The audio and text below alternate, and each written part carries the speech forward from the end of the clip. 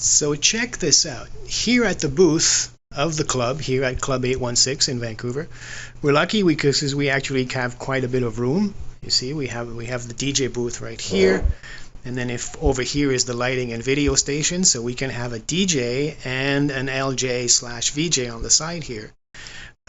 However, what ends up happening is that sometimes you have just a DJ, so you end up having to do your own lights. That's technically not a big deal, but it turns out actually to be quite a big deal, because walking a couple feet away from the mixer to come to the light show, to do a small light show during a song, and then walking back to the mixer actually takes you completely out of your performance, you know, when you're rocking it at 4 o'clock in the morning. So I had to come up with a solution for that. See, normally we have the APC40 over here, and that's our lighting controller. If I push the buttons here, you can see that turns everything on and off. So I have to figure out a system to be able to have some kind of small remote here that didn't take too much room. And what I've come up with is this little guy here. It's a Tractor F1 controller. The cool thing about this thing is that it's got MIDI mode, so you can use it as a generic controller. But where it really shines is with the programmer. The programmer is over here. And you see I've got the programmer for that device running at the same time as MYDMX.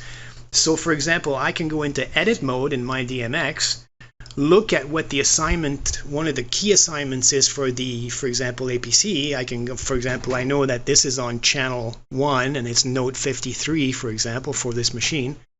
So I can look at that, and then I can set that up in here live on the fly, and it keeps running in the background. I can reprogram this thing on the fly and slowly mirror the assignments, the important assignments that I have here. I can mirror them straight onto this device over there, uses this controller while I have MYDMX open. It makes it really easy to kind of make this little remote map itself directly to what the APC40 is doing, because in MYDMX 3.0 you can assign MIDI commands to control scenes on and off, but it's only one. You can only assign one note. It's not like I can assign, you know, note 53 and note 54 to, you know, I get to choose only one thing. So if I have two controllers, they both have to be doing the same thing. And that makes it really easy to do that. That's a very cool way of programming, you know, a mirror remote that's at your DJ booth away from the console, and they run at the same time. For example, if I go right here, see if I change this button here, see I move those, you can see on the APC40 everything changes on the fly, and you can see over there on the MYDMX interface everything changes on the fly. So both controllers work at the same time, and they both get feedback at the same time. So if you're using the remote and you basically press a button, you can go over there if you want, and you're in the mode that you want. You can change the mode back over here, and it updates it over there. So everything is updated at the same time. The two controllers are a mirror image of each other. The only difference is that the F1 controller has a few less buttons, although it's got pages. So if you want, you could map everything over there just using pages.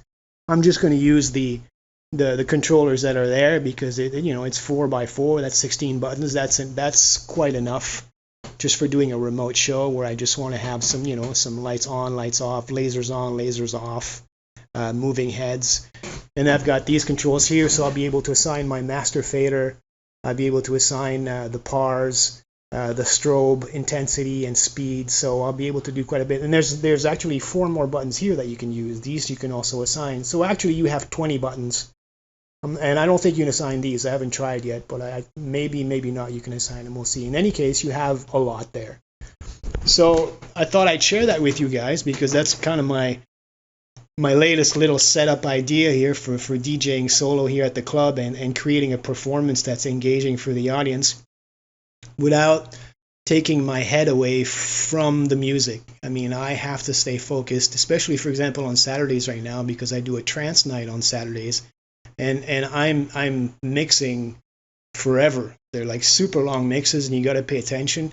And then while you're in the middle of the song, you got to find another song. So that kind of thing. I mean, you guys are DJs, you know exactly what I'm talking about. It's the same for everybody. So I thought I'd pass that on as a neat device that I found. Most of you might know this already, I don't know, but I think the Kontrol F1 is a great device, mostly because of that editor. That editor allows you to switch things on the fly, and that really makes a difference for me. So there you go. Just thought I'd share that with you guys, and keep on spinning.